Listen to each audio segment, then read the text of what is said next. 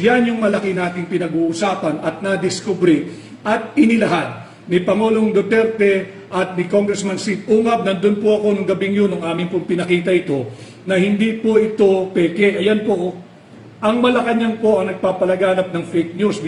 Pinipihit po nila yung usapin sa GAA. Wala pong nagsabing may blanco yung GAA.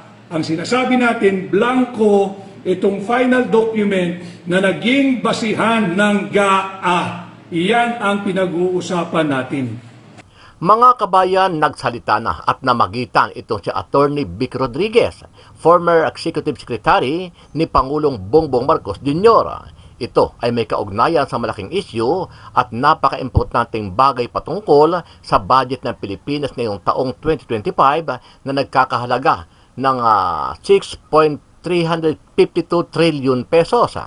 Ayon kay Attorney Vic Rodriguez, hindi totoo na nagsisinungaling si dating Pangulong Duterte na ibinunyag kahapon ni PBBM at lalong hindi fake news ang mga dokumento na kanilang na-discover kung saan ay may mga blanco doon sa Bicameral Conference Committee report na isinagawa ng Kongreso at Senado. Ayon kay Rodriguez, tila inililihis ng Malacanang ang expose na ginawa ni dating Pangulong Duterte. Dahil sinasabi nila, fake news daw po na may mga blanco doon sa Bicameral Conference Committee report. Ito po yung report, mga kababayan. Kayo po ang humusga, kayo po ang magsabi at atin pong labanan ang fake news ng Malacanang.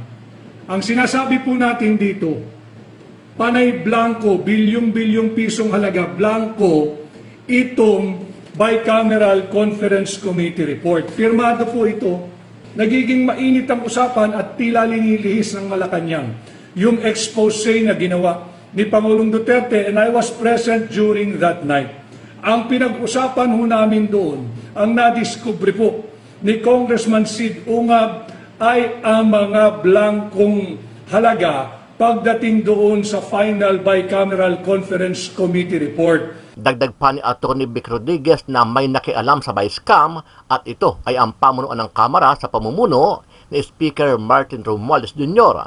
at ng iba pa mga congressman kung saan, ayon kay Rodriguez, ay mahigpit itong ipinagbabawal sa saligang batas at maituturing itong unconstitutional.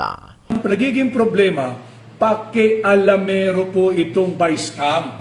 Wala pong authority ito na nagmumula sa ating saligang batas katulad ng autoridad ng House of Representatives na sa kanila lang magmumula ang lahat ng appropriations bill. Subalit nung dumaan sa Bicam nitong December 11, 2024, nagbago po yung itsura ng panukalang budget. Yan po ay unang-una na basihan sa pagiging unconstitutional ng 2025 budget. Bawal po ito, unconstitutional po itong ginawa ng Bicam. Sa patuloy na pagbubunyag, lantarang ipinakita ni Atty. Rodriguez ang mga dokumento na pirmado ng mga congressman at senador. Ito aniya ang mga ebidensya na hindi fake news ang ibinunyag ni dating Pangulong Duterte at ang kanilang na-discover na pinirmahan ni Pangulong Bongbong Marcos Jr. sa 2025 budget ng Pilipinas. Para sabihin talaga natin na walang fake news, pasensya na ho kayo. Ipakita na natin lahat. Ayan po yan. Para ho nakikita ninyo, dahil labanan natin, sabi ng gobyerno, labanan ng fake news, labanan natin. Pakita natin yung mga dokumento. Ito po yan. At public document po ito, hindi po pwedeng sabihin ito'y confidential document. Paano confidential? Budget ng Republika ng Pilipinas to. Lahat po ng Pilipino ay dapat makisali sa usaping ito. At ito po yung kanyang third page. Para lang makita ninyo, dahil dapat ituwid natin yung mali ng Malacanang. Sinubo nila yung mga mambabatas dapat yung mambabatas ang sumagot Total, tinawag ninyong fake news. Eto ho yung totoong kopya. Sa huli, hinikayat ni Atty. Rodriguez ang taong bayan at publiko na maging mapagmatiyag sa mga ikinikilos ng palasyo at kamara dahil pera ng taong bayan ang pinag-uusapan dito. Sinisikap ko pong pasimple ng usaping ito sapagkat dapat kasali ang lahat ng Pilipino rito. Importante na kayo ay makilahok sapagkat pera niyo po ito binabasag natin yung paglihis ng Malacanang dito sa ebidensyang ipinakita ni Pangulong Duterte. Wala pong fake news dito. Ito po ang linaw-linaw, kay linaw-linaw. Blanco, ang daming blanco ng final report ng Bicameral Conference Committee. Ulitin ko, napakahalagang dokumento po nito sapagkat ito ang nagiging pundasyon ng final form ng budget. Ito po yung ginagawang General Appropriations Bill at pag ito ho ay pinirmahan na ng Pangulo ng Pilipinas kahit unconstitutional, immoral, unlawful, defective, ito po'y nagiging GAA, yung General Appropriations Act. Ano ang masasabi mo dito, kabayan? Sino sa tingin nyo ang nagsasabi ng totoo kaugnay sa issue ng GAA? Si FPRRD ba o si PBBM? Sama-sama nating panuorin ang buong video at pakicomment nyo po ang inyong mga reaksyon at sariling opinyon. Pero bago yan, sa mga hindi pa po nakasubscribe sa ating channel na Kabayan News PH, pakipindot po ang subscribe button at pakiclick na rin ang notification bell para lagi kayong updated sa mga bagong upload natin na legit at napapanahong balita. Marami pong salamat.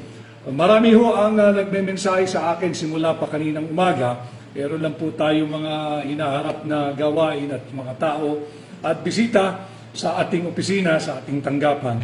Subalit pag-usapan po natin yung ating pinag-usapan kagabi bilang susog doon sa inilabas yung expose po ni Pangulong Rodrigo Roa Duterte sa tulong ni Congressman Sid Ungab.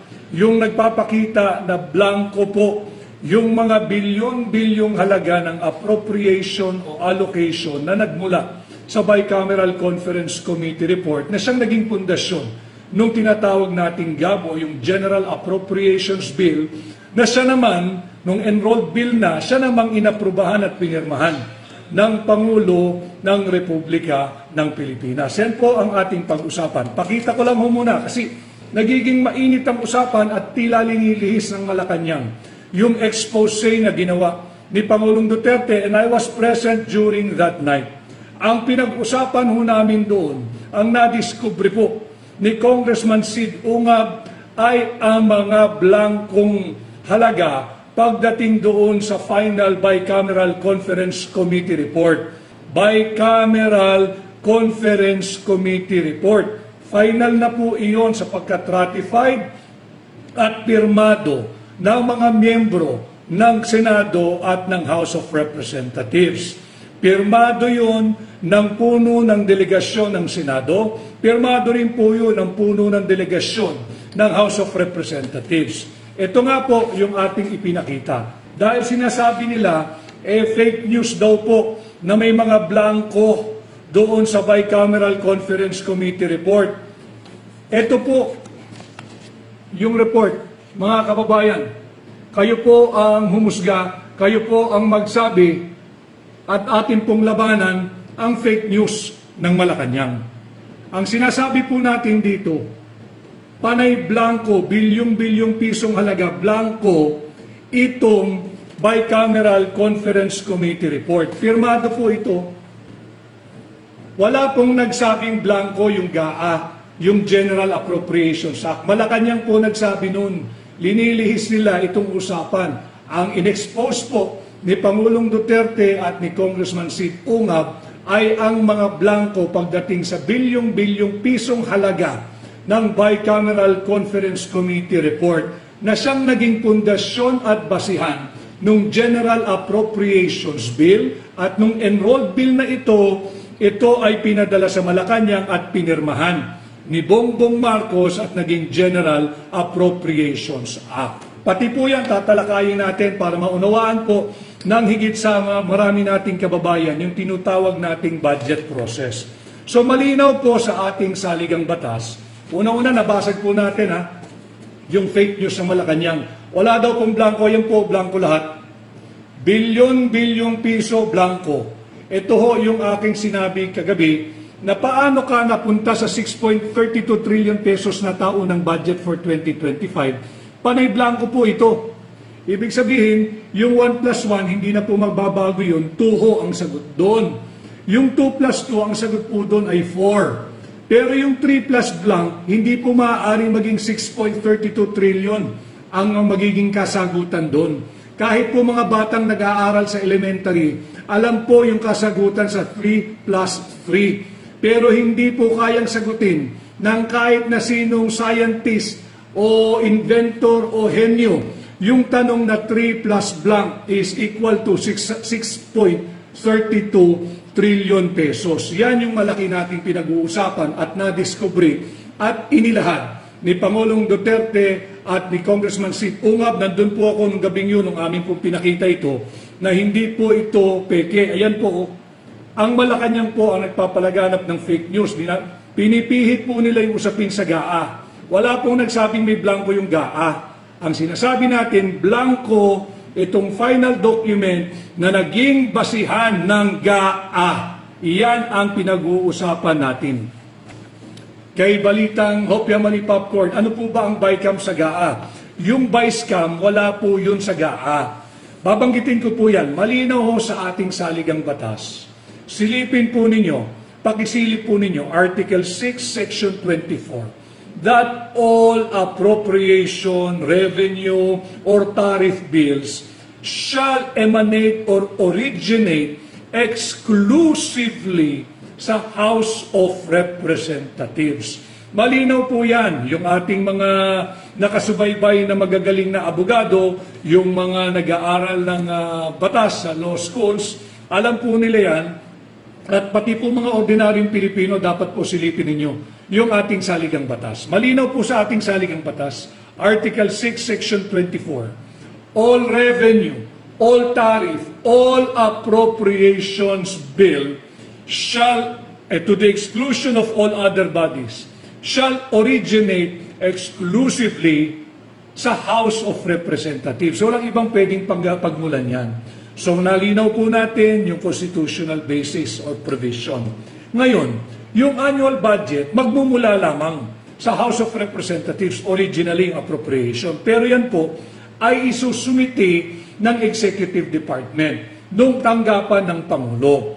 Meron pong tinatawag na President's Message or yung budget message ng Pangulo at nandyan din po yung National Expenditure Program. Nandyan po nakadetalye kung ano-ano yung mga inihinging funding o pera ng Executive Department para sa parating na taon at ito yung mga kinakailangang priority na pondohan ng ating Kongreso. At bukod po dyan, meron pang isang document na kasama. So meron na po tayong mensahe ng Pangulo, meron na po tayong yung NEP, yung National Expenditure Program, may kasama din po yan yung BESF, yung Budget Expenditures and Sources of Funding. Kinakailangan po yun kasi kinakailangan nagbabangga yung mga dokumentong yan para hindi naman po pwedeng blanco. Kagaya po nito, blanco. Kaya po merong budget expenditures and sources of funding para po maiwasan yung blanco. Hindi ka pwedeng humingi o mag-request ng appropriation kung wala kang magiging source of funding o pagkukunan ng pera. So, andito na po tayo, sinumite yung annual budget, yung panukala ng Executive Department. Nagbalangkas po ang mababang kapulungan. Yung Kongreso, makikita nyo naman yan, nakatelevise pa nga yan, hindi ba? Yung sinasabi nilang, you have to defend your budget. Sa mga secretaries natin ng iba't ibang department, tumutungot po sila roon, iba't ibang bureau, iba't ibang ahensya, pati ang constitutional bodies po na tinatag ng ating saligang batas, nandiyan po yan, nagpupunta po sa Kongreso, nagpupunta po sa Senado, they are defending their budget. Talaga pong magagaling naman yung mga technocrat natin, magagaling po yan.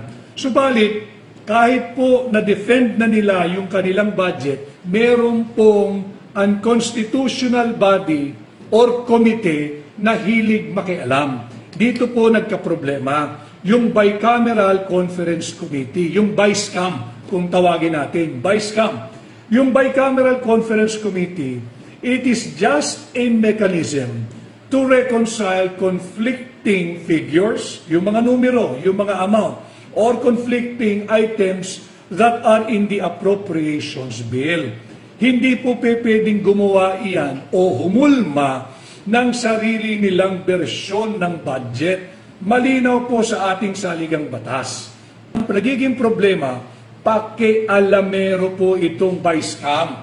Wala pong authority ito na nagmumula sa ating saligang batas katulad ng autoridad ng House of Representatives na sa kanila lang magmumula ang lahat ng appropriations bill. Ano po ang nangyari nung yung nagdebate na ang mababang kapulungan at yung Senado? Natapos na po yan, reconciliation na lamang po yan, December 11 nga po yata, naganap yung Vice-Cam na yan, at yan dapat titingnan lang. Yung mga ire-reconcile lang, pagkakasunduin, pagtutugmain, yung mga halaga, yung mga numero, yung mga items dyan sa appropriations bill na hinihingan natin ng funding. Yun lang po ang trabaho ng Vice-Cam. Subalit nung dumaan sa Vice-Cam, nitong December 11, 2024, nagbago po yung itsura ng panukalang budget. Yan po ay unang-una na basihan sa pagiging unconstitutional ng 2025 budget. Sapagkat hindi na po ito yung panukalang budget na hiningi ng tanggapan ng Pangulo. Hindi na po ito yung linalaman ng President's Budget Message. Hindi na po ito yung linalaman ng National Expenditure Program. At lalong hindi na rin po ito ang linalaman at pagkukuhaan ng pondo na naayon sa tinatawag nating budget expenditures and sources of funding. Bawal po ito, unconstitutional po itong ginawa ng Vice-Cam. Kay Edison Monsaya, may mga vlogger po, Attorney Vic, palusot nila, draft lang daw po yung ipinakita ni Pangulong Digong. Edison Monsaya, alam po ninyo, wag natin kausapin yung mga vlogger na hindi ho naiintindihan yung kanilang binavlog. Ito po, pinapakita ko sa inyo, pirmado. At binanggit ko na po sa inyo yung constitutional basis kung bakit sa House of Representatives nagmumula ang lahat ng appropriations bill. Bukod po rito, may next page po ito.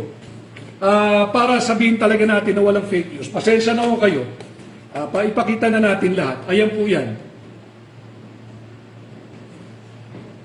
Para ho nakikita ninyo, dahil labanan natin, sabi ng gobyerno, labanan ng fake news, labanan natin. Pakita natin yung mga dokumento. Ito po yan. At public document po ito, hindi po pwedeng sabihin ito'y confidential document. Paano confidential? Budget ng Republika ng Pilipinas to. Lahat po ng Pilipino ay dapat makisali sa usaping ito. At ito po yung kanyang third page. Para lang makita ninyo, dahil dapat ituwid natin yung mali ng Malacanang. Sinubo nila yung mga mambabatas dapat yung mambabatas ang sumagot Total, tinawag ninyong fake news. Eto ho yung totoong kopya. At bisitahin po ninyo yung rules ng House of Representatives ng 19th Congress. Meron po dyan, malinaw po dyan, na kapag pinal na yung committee report, pipirmahan po ito ng mga miyembro ng committee involved. In this case, yung Vice-Cam. Pipirmahan po ito ng chairman ng mga komite. Nung Finance Committee ng Senado, pirmado. Yung chairman po ng appropriation ng House of Representatives, pirmado. Ito po yun Pirmado po, ayan po, sa ibabaw.